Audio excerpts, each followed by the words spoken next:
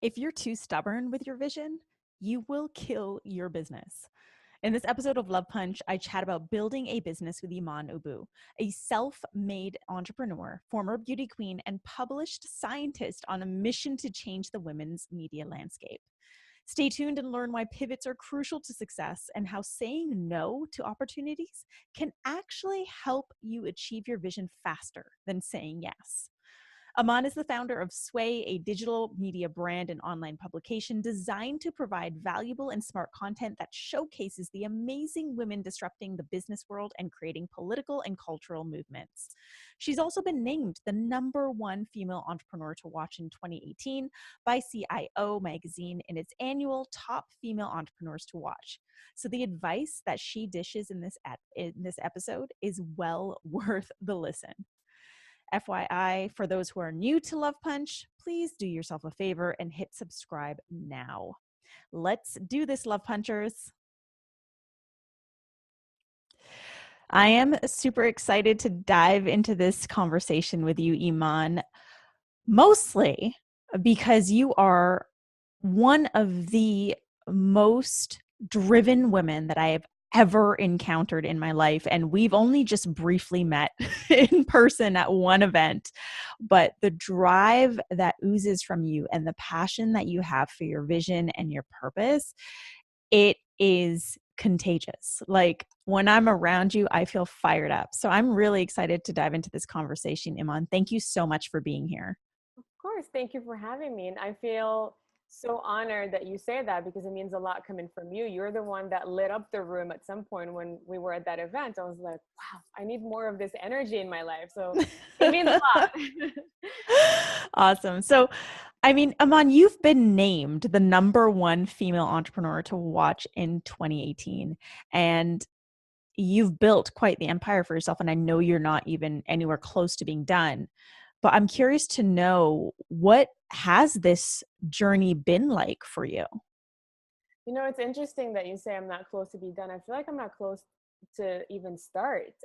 It seems like there was a lot, like the first couple of years of building a startup is a lot of figuring things out. So I feel like the actual vision that I had since day one hasn't even come to fruition yet. It was a lot of proving the concept. It was a lot of trying different things and learning what works and what doesn't, and also finding ways to not disrupt the market right away, because sometimes it doesn't really work that way. You want to kind of take baby steps in order to change something that's been done for centuries, for decades. So it's been a really interesting past 2 years. So I launched Sway in 2016, for those Mhm. who don't know. And the first phase of it was, editorial, regular content platform that fosters content that empowers women across different industries, specifically focusing on female entrepreneurship and women's issues. But we've kind of expanded ever since, and now we cover female athletes. Female, it's not just the entrepreneur as in like the business owner, but for us, being entrepreneurial means you found a way to create you turn your own passion into a way of making money from it, and making a living from it. So it could be Mm. sports, it could be influencer, it could be freelancer, it could be a business owner, a startup founder. And really the point of that was to provide the younger generation of women with more diverse pool of role models, because growing up Mm. for me, I felt like the notion of success really looked like being on a fashion magazine or being a model or an actress. That's kind of Mhm. like what we all grew up. I feel like you and I in the same generation Mhm. grew up to kind of look up to that kind of success. But then the more I grew up, the more I realized that's not really who I want to be. I don't want to model. I don't want to act. I don't want to sing. Right. I'm really bad at singing. So it's like, but what else can I look up to? Like, where are all the other women that are successful still, making, great living, loving what they do, but then it's not really in those verticals, those industries. Of course, I started looking into business publications, but a lot of those are still very male focused and Mhm. male dominated. So I'm like, well, why isn't there kind of a platform of a publication that would combine both worlds and create this vision of like a Forbes meets Vogue? Because I really Right. love the aesthetic of fashion magazine and lifestyle magazine. They're so compelling, and that's what I think attracts us to buy them. But then the substance is lacking. Mhm. on the other hand, the business publications are great content to read and a lot of substance and smart content. However, they're a little bit boring and stale. And especially now online, from a user experience, they lose me. So especially if also you're an 18-year-old young woman, you want to probably browse um, a Vogue or an Elle magazine versus like an Inc. or Fast Company, because it's just Mm-hmm. the way it speaks to you. So that was the initial vision of Sway, is like, let's combine both worlds and launch something in the middle that would bridge that gap and also be exciting for young women to read, because it's smart content, but it also looks good and it shows the multidimensionality of women nowadays. Right. I think it's really important to point out that you found an opportunity and then created a solution for it. So it's not like you took something and just made it better. Like you created a solution. You created Sway, which, like you said, it's like the mashup of Forbes and a fashion magazine, but something that really gives women um, an opportunity for them to like look up to something else and see the potential that we have as women. So I love that you did that. I love that you found an opportunity and really made that your vision and your mission in life.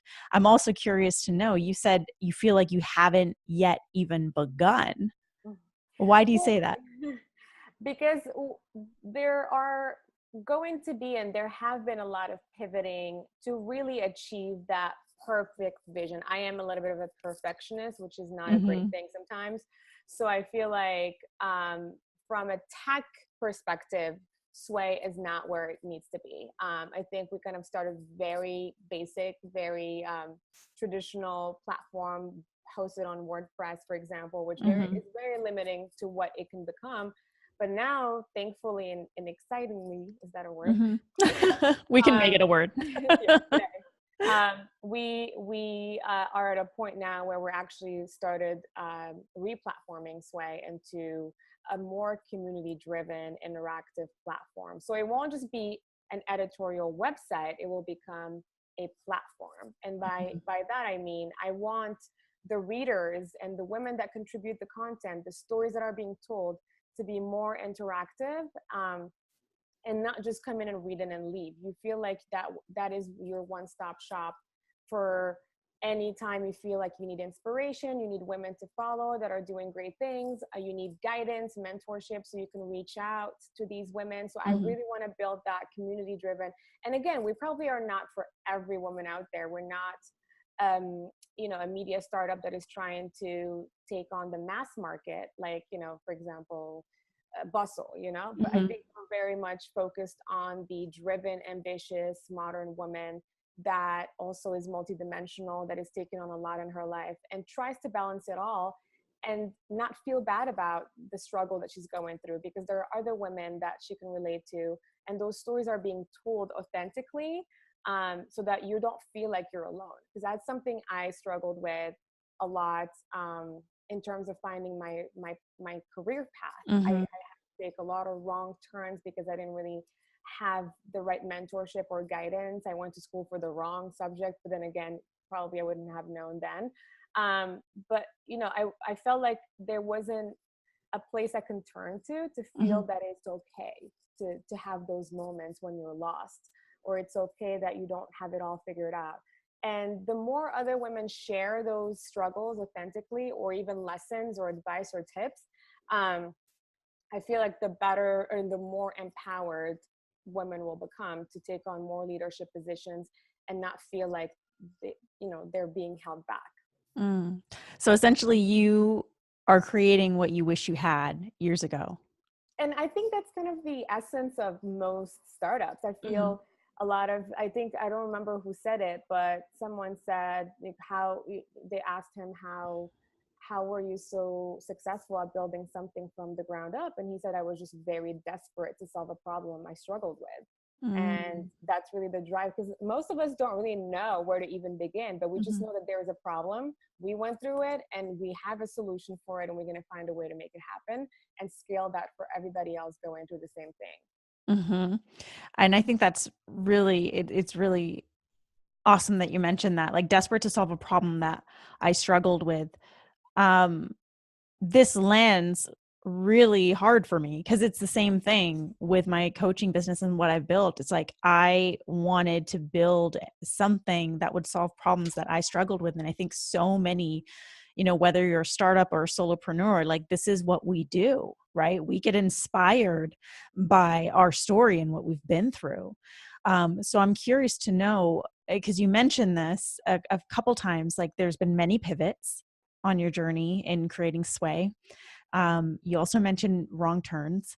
And I love this because I think that far too many startup founders and entrepreneurs get stuck in a tunnel vision. Like it has to be done or executed in this way, and they don't let themselves shift from that vision. And that is what I think contributes to their lack of growth. So I'm curious to know, how have these pivots been for you? How has the experience been in creating these pivots? Because I know that you're also going through a pivot right now too, in creating some shifts. So how has that been for you? I agree with you. And I think I'm not going to lie and say I'm not, or I wasn't one of those founders, and I think it's especially for first time founders, you Mhm, have to go through it to realize um, that you're very much married to a way of doing things. And it's not working out clearly, and then you're scared to pivot because then it will also be seen as failure perhaps, mhm, and that was my biggest concern, is that I didn't want to let go of what has been and create a new system, because I felt like people might judge me for, oh wow, so okay, it was 2 years and then she failed. But mm, I looked at it the wrong way. I would say that if I wasn't pushed so hard by life and how circumstances have been to make that choice and pivot, I probably would have still been stuck in that phase. So I think at some point the circumstances will be clear that it's time to make a shift. And the more you push it, the worse it'll get. So for me, I've gotten to that point where it almost felt like, okay, I legit hit a dead end. I don't know where to go anymore. So I had to take a month and just take a step back and breathe mhm, and almost start over. So it's not like I gave up. It's just that, okay, this is not, it's not working out this way. We weren't able to raise our goal money, like fund for being this kind of startup. What feedback can we gather from the investors we met with, the advisors we have, the people that use our platform, to figure out a better business model so that we can make that revenue and hit those goals, and at the same time raise money that we need to scale. And these conversations, I think, when you're a founder trying to balance it all, it's so hard to have that clarity moment where you can talk to yourself about this. mhm, It's like I was in this constant chase. I'm like, I'm going to make it happen. I'm going to raise money. I'm going to raise money. But it was a no, no, no, no after no, which, they tell you that's how it's supposed to be. You get a lot of objections at the beginning. mhm, For me, it wasn't no because the platform sucked or it was a bad idea. It was just that they saw a lot more potential and they didn't think that we were living up to that. So now it's like, mhm, okay, I got to take a step back and figure out how can we live up to those standards, and then the money will come after that. So we are in that phase now, and it was very tough for me as a founder to kind of feel like everything I've worked for the past 2 years had to, hit pause and then mhm, figure out how we're growing. But the universe is a great, powerful, whatever you call it, energy, and mhm. it aligned all the right resources to help me now gain that clarity and find the right people also to help me get to that level that I've been trying to get to, but I was stuck in this old way of thinking. So I think um, there is going to be at some point for every founder a moment where you realize things are not working. It's going to hurt Mhm, because mhm. we all want to think that what we're doing is great and we're Yeah. perfect. But you got to have that real talk with yourself before it's too late, because next thing you might lose the company or you might have investors withdrawing, so you don't want it to get to that level. And it's really important to check in every now and then with yourself, which I think a lot of founders do a lot of public speaking and public facing conversations, but they forget to check in with themselves. Yeah, it's a lot of like outwards momentum without the check-ins. And I think that's why so many people fall off track, or they lose sight of the bigger vision, right? So we can start off with this one vision, and if we stay really attached to that vision, we may not see the opportunity to create an even bigger vision. Mm-hmm. And I love that you went back to, and listened to people on your team and really dug into the people who subscribe to what you're doing and listened. I think that's so key in creating these types of pivots, is you really have to listen to your audience. You really have to listen to those who are invested in you, whether it's like financially or just energetically, your readership, your clients, whoever it is. It's so important to just be willing to listen.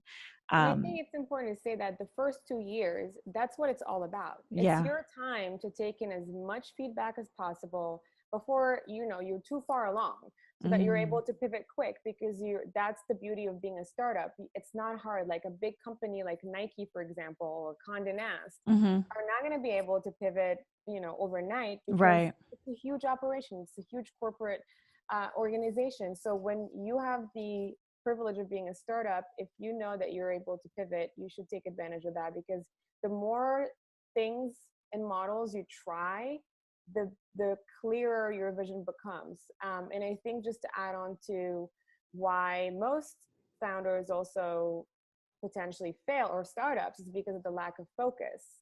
I think for us, that was also a problem, that because of what we stood for, and because of the current climate and this new trend of women empowerment and feminism was so hot, and it's still hot, Hmm. there are so many opportunities coming our way, and we just wanted to jump on everything. We wanted to do Hmm. this event, we wanted to do that and that. And I think we just kind of lost focus of the number one goal, which is to scale the platform, grow the audience, and monetize it, so we're able to reinvest that into more scaling. And then once you get to a point where your first goal is stabilized and you hit that, then you can kind of branch out and launch other initiatives, or spread your wings in different directions. But I think a lot of startups try to do it all at first, because they Hmm. they want to capitalize on that momentum. And it's really hard, I tell you, as a Hmm. founder, to block that and put your blinders on and be like, nope, that opportunity is great, but I have to pass right now because I'm focused on this and I can't handle both. So I think that's a big lesson also I learned, and I'm trying now to apply it on everything that I do moving forward. I have one goal every quarter, and Mm. that way I'm like focused and I give it my all, and I make sure that that's achieved before I move on to the next one.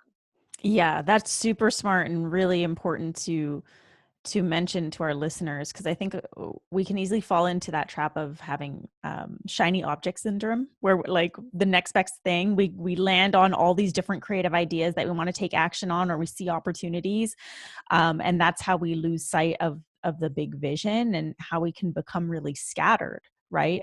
Yeah. Mhm. So how do you then fulfill this big vision without getting distracted? Like, are there not opportunities that come your way that you're like, wait a second, I actually do need to take this? Or do you say no to everything except for that one goal? No, there are, and the idea is, if I can't delegate it, if it's something that Mhm. I personally have to take on, then I have to say no, because I'm taking on already a major big goal that needs a lot of my attention. If it's something that the company can take on and I can delegate and I don't have much involvement, then of course we're open to that. But again, we value that as, what is the return on investment here, whether it's time or money, or just you know syndicating content, for example, to another platform. Like, what's in it for us? Of Mhm. course we value what we offer, but at the same time, I think in this industry, a lot of people tend to take advantage of startups by getting free stuff and free services and free attention, because they think we all need exposure, which is, Mhm. at some point you got to put a stop in that. I'm like, if this is not making me money, or if it's not scaling my audience and giving me like major exposure, or taking us to the next level, then we can't take it on. You know, I love to help everyone and every other Mm-hmm. startup, but at the same time, we're a small team, and we produce content in-house. Everything is original. So there's only so much that we can take on. So of course I do evaluate every opportunity that comes my way, and I sit on it and I think a little bit further, and I also talk to the people like, so what do you think, like how much time or what do you need from us and what are you providing, and so we weigh that on and then see if it's worth the time or not. Mm-hmm. Yeah, it's kind of like this rule that I always use in my business and in life. It's like if it's not a fuck yes, it's a fuck no. Like if something doesn't feel like a fuck yes, if something doesn't feel aligned with my vision, or even if I'm doing something in my business that isn't working, like you were saying, it's not bringing exposure, it's not bringing money, or it's not, hitting what I want it to hit, having the courage to like let it go, right? Because so much of this, like it's the letting go process that we can get caught up in. It's really hard, especially because we're building something and it feels like our baby. And so when we let things go, there's like this real intense grieving process that goes along with that. At least for me. Have you experienced that? Yeah, I mean, I you have to be selective, like you said. It's your baby. You're not just Mm-hmm. like, if anyone just comes knocking on your door, I want to play with your baby, you would just give it away, you know, and like, yeah, take care of it, you know, I'll be back.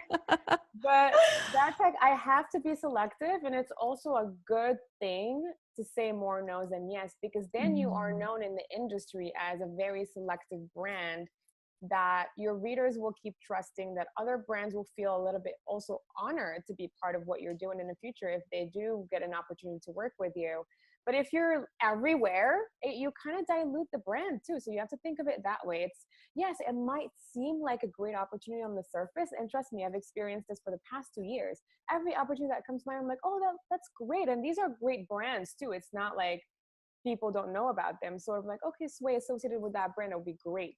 And then when we evaluate the return of investment, I'm like, I lost money and time, and made there was really no return on investment. So I think it's something that I talked to, my former marketing director about, is like, I get so many emails asking about collaborations and Mm-hmm. partnerships, but 99% of the time, no one knows what that means.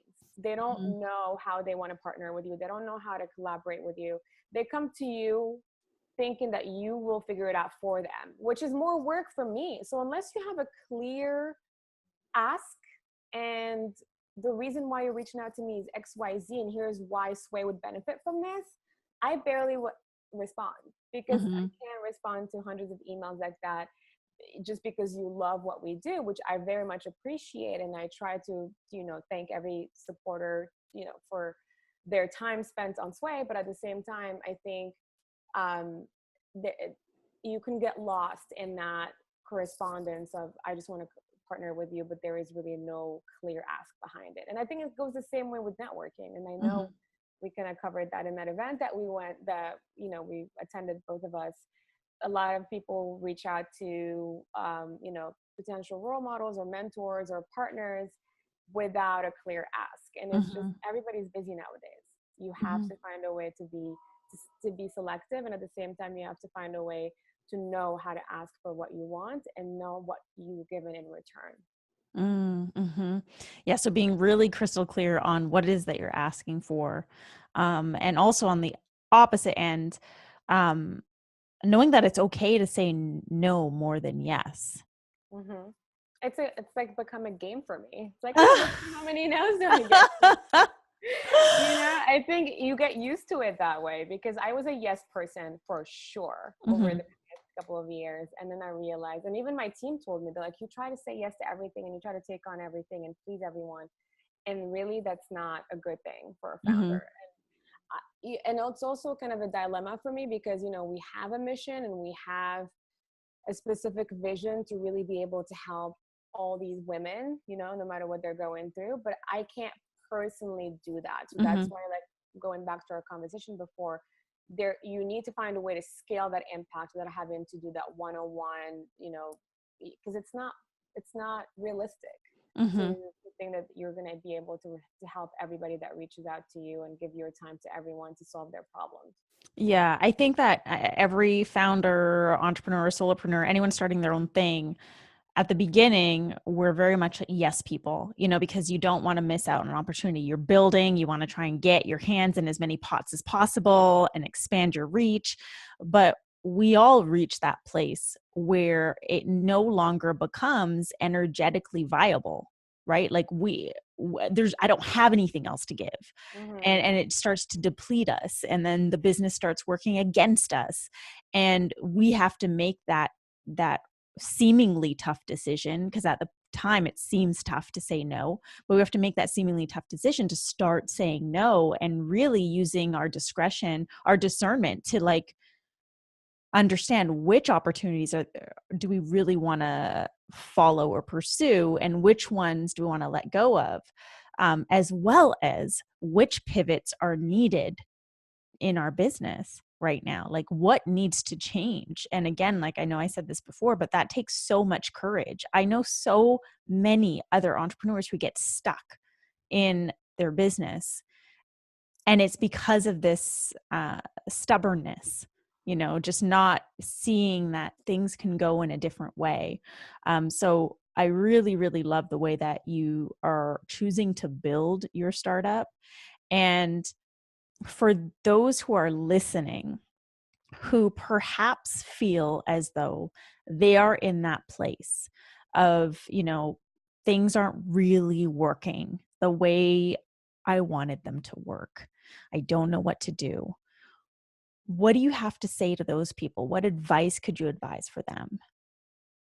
Well, for one, you're not the only one in that place. So I think it helps knowing that I think that was something I struggled with, that I felt like everybody was living their best lives and I was stuck in this really bad place after everything I've built and done.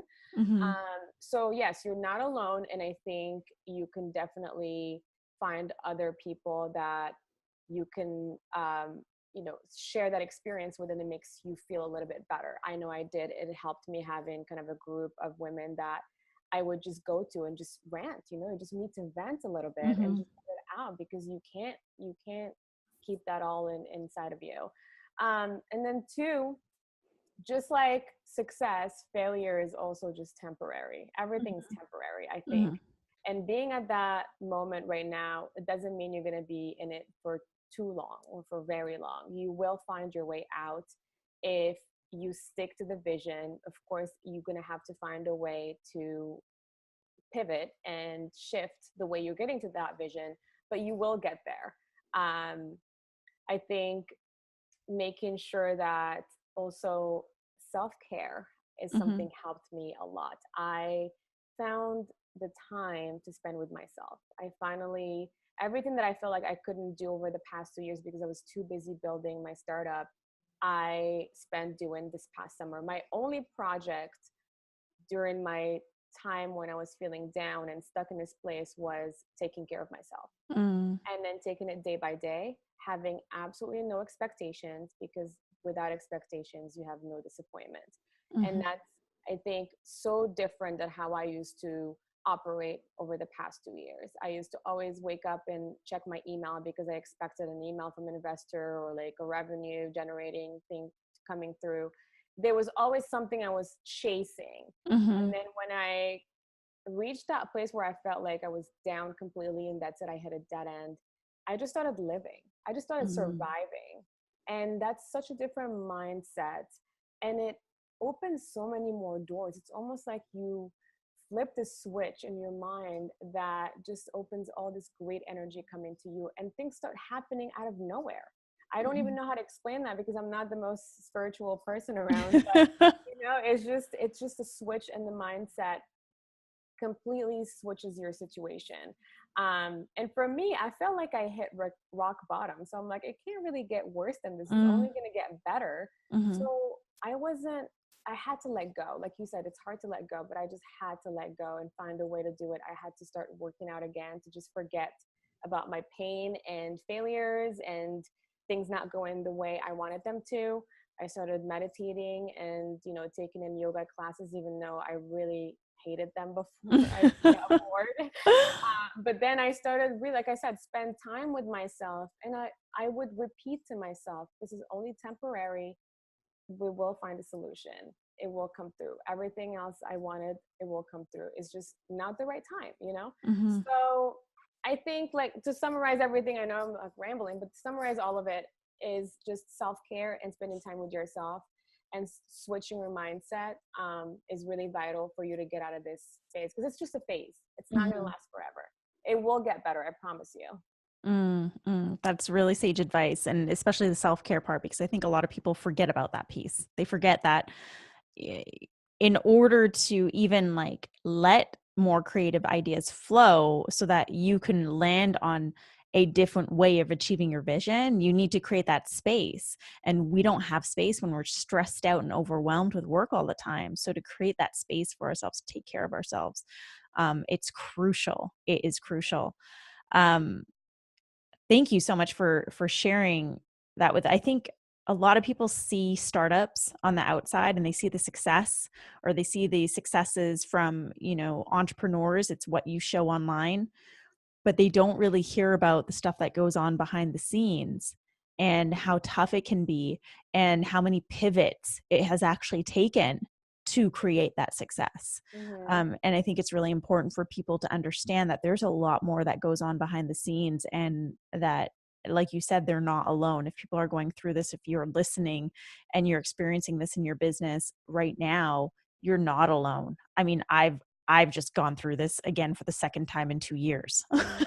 Yeah, And it happens more often than we want it to, but right. it But gets better. yeah, and I think we become more resilient to it too, like last year for me was my massive pivot, and then this year I'm going through another one, and my automatic reaction was like, "Oh, fuck, this again." But at the Mm-hmm. same time, I was like, "Hey, I know how to handle this now." And Yeah. I know that it's needed, because when I listened the last time, it was it provided some incredible results. Mm-hmm. So it's just like having that courage to sway with Yeah. the journey, right? And to really listen.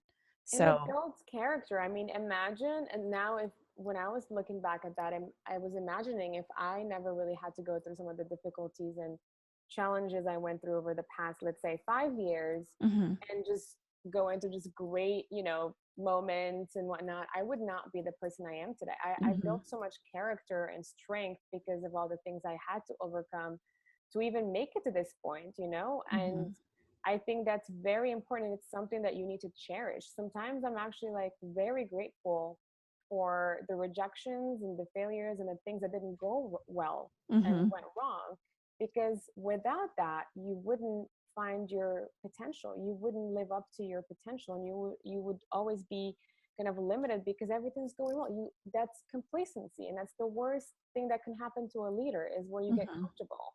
So I think it I think it's necessary to go through those things, even when you've mm, made it big. That way mhm, you keep always progressing and you're growing, because if it's just a smooth ride, it's boring too. mhm. Yeah, it is necessary. I believe that too. And I love that you shared that you're grateful for your rejections and everything that's happened. And I believe strongly that all of this prepares us to be the leader that we need to be to fulfill our big vision. We need to go through this to strengthen ourselves, to hold the fulfillment of what it is that we're actually building. Hmm. Absolutely. You gotta, this is kind of like your moment to train. It's like training Hmm. for a boxing match. Yeah. You're gonna be punched all the time by your trainer. You're gonna get up, fall down, get back up, and then you'll be ready for the day for your fight. So that's kind of how I think of it. I'm like, I'm just in training mode right now. It's okay. All my Mhm. bruises, I wear them. We wear our bruises with pride. Yeah. Yeah. Yeah. I mean, building a business, building a startup is no easy feat. And I just want to say thank you so much for sharing your insights with us today on Love Punch. And we're nearing the end of the episode. So, Iman, I would love for you to share a Love Punch with our audience. So remind me again, like what Hmm. that is. Yeah. So a love punch is like a punchy little quote that's going to sum up the lesson of today's episode.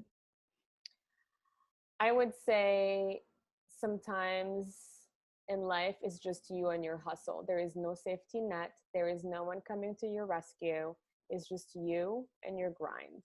And the quicker you assimilate and live by this, the happier and more successful you'll become. Because I think a lot of us kind of wait for that person to come help them or rescue them or take them out of that situation. Mm-hmm. That person is you. Such a powerful reminder. Thank you so much. And Mm-hmm. please tell our love punchers how they can stalk you online. Oh, yay. So I'm on social media, finally back at Iman Oubou, Imanoubou. And then our Sway handle is at Sway Media, and Sway is with two A's. Perfect. I will share those in the show notes with you all. Iman, I want to say thank you again for just being here on Love Punch and for sharing your insights. Yeah. You are amazing. Thank you. You're amazing. Thanks for having me. I missed doing this whole podcast thing. I kind of took a break, but I'm so glad to be back on it. Yeah, everyone, she's back. It's I am official. back. She's back. She's I'm got her back from groove. like my dark time from my cave. I had to hide for a little bit and like get that clarity, but now I'm back. Yeah, amazing. Well, it's great to have you back. And to our listeners, I just want to say thank you so much for joining us on today's episode of Love Punch, where I'm challenging thought leaders, influencers, and entrepreneurs like you to make a lasting impact. Please don't hesitate to reach out to either me or Yaman online about today's episode, and I will see you back here next week for a new episode of Love Punch.